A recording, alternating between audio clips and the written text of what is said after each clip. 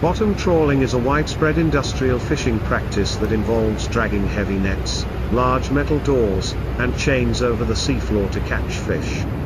Although previous studies have documented the direct impacts of bottom trawling on corals, sponges, fishes, and other animals, an understanding of the global impact of this practice on the seabed remained unclear until now.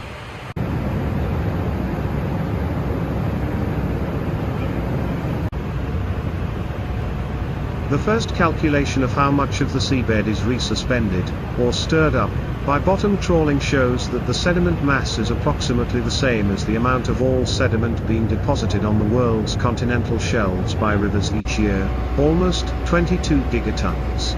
Understanding regional and global magnitudes of resuspended sediment is essential for analyzing the environmental consequences of trawling for continental shelf habitats and their associated seafloor and open ocean ecosystems.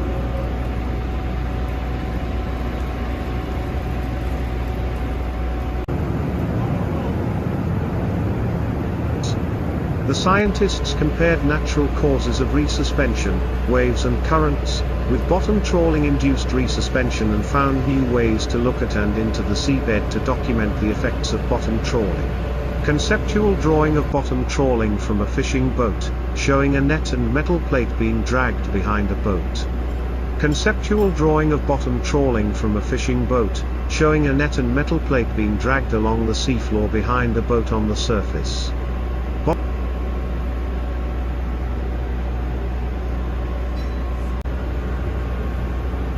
Bottom trawling can produce vastly different effects on different types of seabed sediment, such as sand, silt, or mud, each with different ecological consequences. Trawling destroys the natural seafloor habitat by essentially rototilling the seabed. All of the bottom-dwelling plants and animals are affected, if not outright destroyed, by tearing up root systems or animal burrows.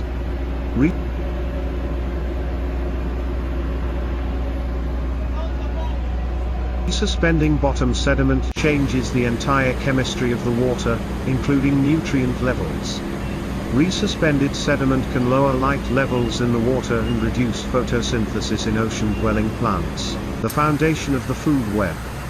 The resuspended sediment is carried away by currents and often lost from the local ecosystem.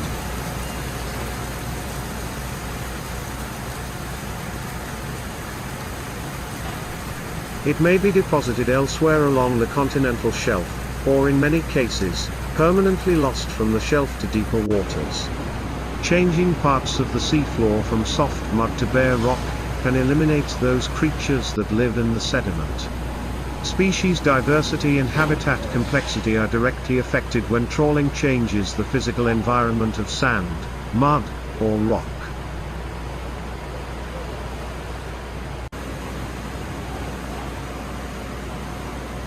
This study raises serious concerns about the future stability of continental shelves, the very source of the vast majority of the fish we consume, said geological oceanographer and lead author Ferdinand Oberl, now a visiting scientist at the USGS and previously with the Woods Hole Oceanographic Institution.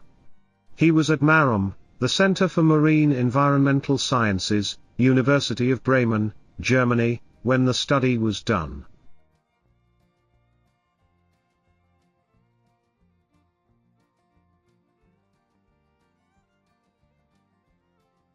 A farmer would never plow his land again and again during a rainstorm, watching all his topsoil be washed away, but that is exactly what we are doing on continental shelves on a global scale.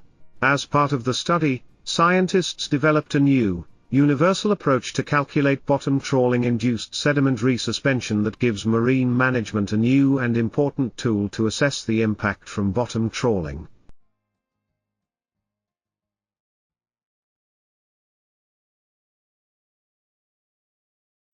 Previous studies characterized the seabed as either trawled or untrawled, but with these novel methodologies it was possible to show systematically a range of bottom trawling-induced changes to the seabed and classify them in accordance with how often the seabed was disturbed by bottom trawlers.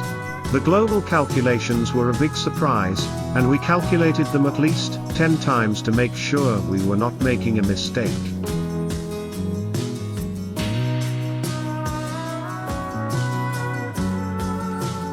"I am still in awe of these results and their environmental implications," said USGS oceanographer Kurt Storlatzy, a co-author of the paper who helped develop the computational models for the study.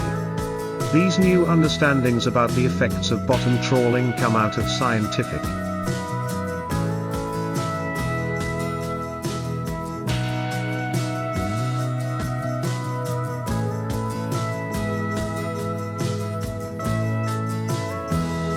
As the demand for fish continues to rise, marine ecosystems and fisheries around the world are collapsing. In order to keep up with the high demand, fisheries have persistently employed unsustainable tactics to catch fish, including the use of bottom trawling. Such tactics have caused a global domino effect which is negatively impacting vital fish populations, the economy, and consumers. According to research done by the Marine Conservation Institute, 90% of global fish populations are fully fished or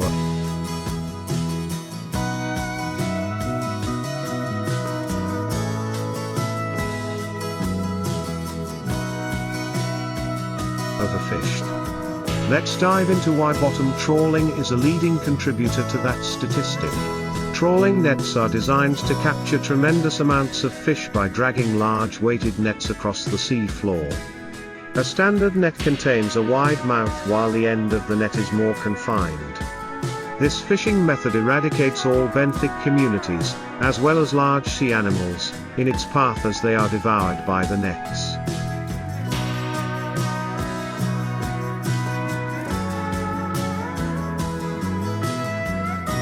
The victims include sea turtles, schools of fish, sharks, and even coral reefs. Studies have found that many species are being fished to the brink simply as a consequence of commercial activities, not as the target of them. Also referred to as bycatch, these animals are discarded back into the ocean, leaving them exposed in open waters and threatening the biodiversity of the ocean.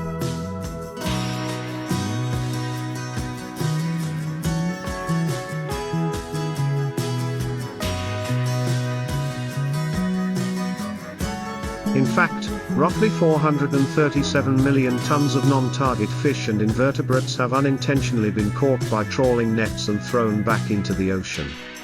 To put that into perspective, researchers from Oceana estimate that 17 to 22% of US catch is discarded every year, which could amount to £2 billion.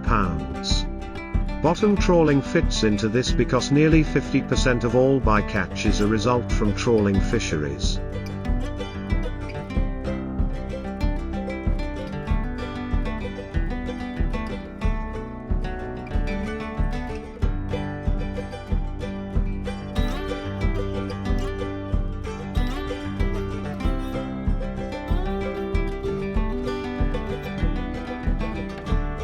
This large-scale loss on our marine ecosystems not only reduces productivity but also leaves them vulnerable to invasive species, disease outbreaks, and noxious algal blooms, according to Professor of Biological Sciences at Stanford, Stephen Palombi. In addition to bycatch, a direct effect of bottom trawling is its detrimental impact on small-scale and large-scale fishermen. Since bottom trawling has led to a decline in fish populations, this means there are fewer viable jobs for fishermen.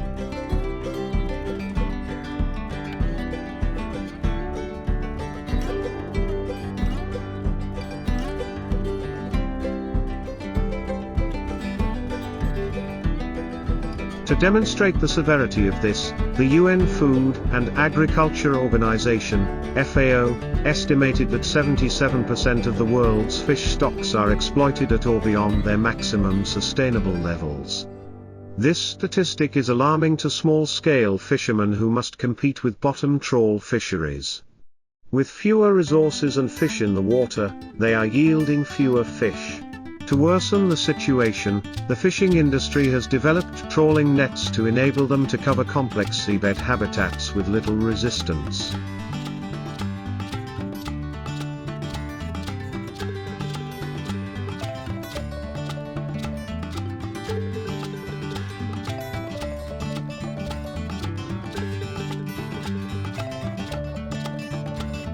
These modifications include rock hoppers and canyon busters.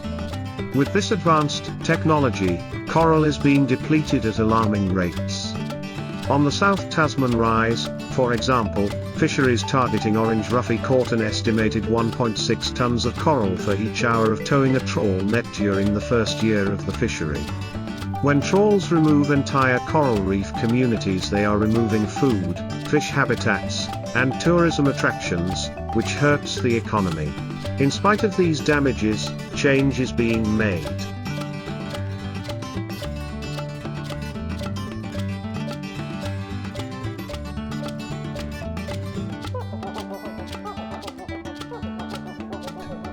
Federal regulations are being implemented across the world to reduce the impacts of bottom fishing. This includes closing specific areas to restore stressed habitats, such as in the Gulf of Mexico, New England, and Gulf of Alaska. However, one way we can all contribute to the restoration of marine ecosystems is by transitioning to a plant-based diet.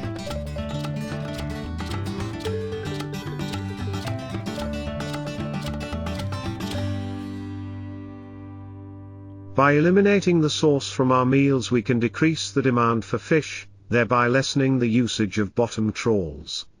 By recognizing the importance of preserving the world and its vast resources, we can take tremendous steps towards saving this fragile ecosystem.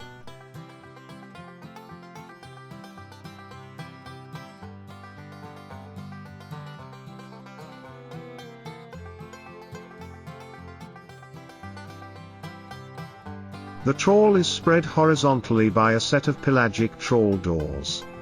The horizontal opening is dictated by a clump weight on the lower wing ends of the net and the rigging of the bridles between the net and trawl doors.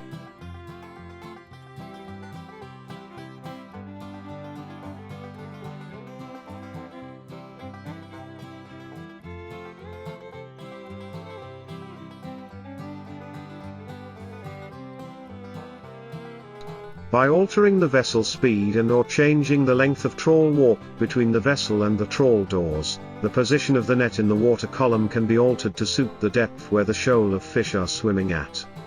The nets can be very large, as big as 200 meters wide and 150 meters deep, but the mesh size in the mouth of the trawl are huge, sometimes as big as 50 meters long.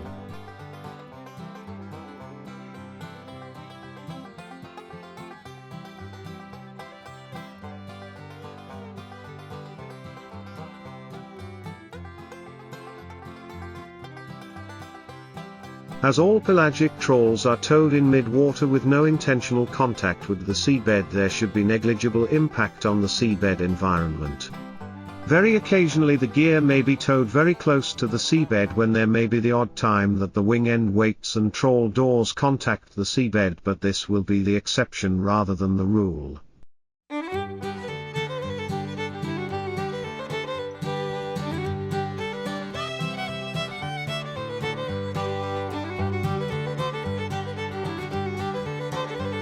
Usually the skipper is very careful not to allow his gear to get too close to the seabed, because these trawls will damage easily if they come into contact with the seabed. Pelagic trawls are very good at being species-specific in operation.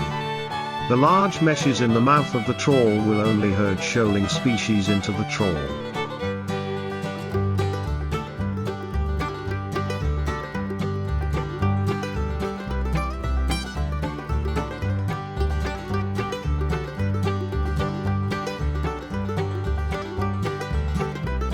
The mesh size in the core end and extension of the trawl is set to suit the physical size of the target species. Much of the selectivity in this method of trawling is done by the skipper's experience in knowing what area his target species is likely to be in through past experience, time of year, and reports from other vessels in the area.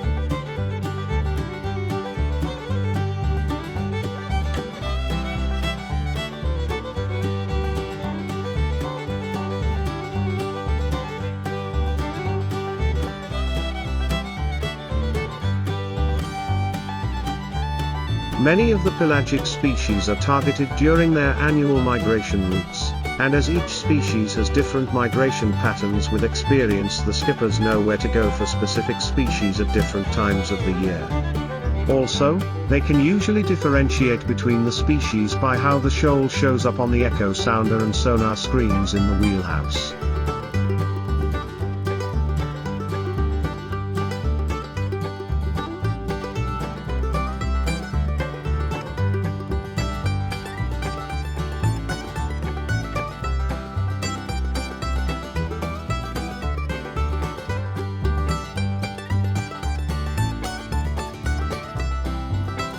Occasionally some of the larger demersal species may encounter a pelagic trawl when they move up in the water column feeding on small pelagic fish. Any demersal fish that may stray into the path of a pelagic trawl will usually easily escape through the large meshes in the forward part of the trawl. Very occasionally there may be a bycatch of some cetaceans that enter the trawl chasing the shoals of pelagic feed fish.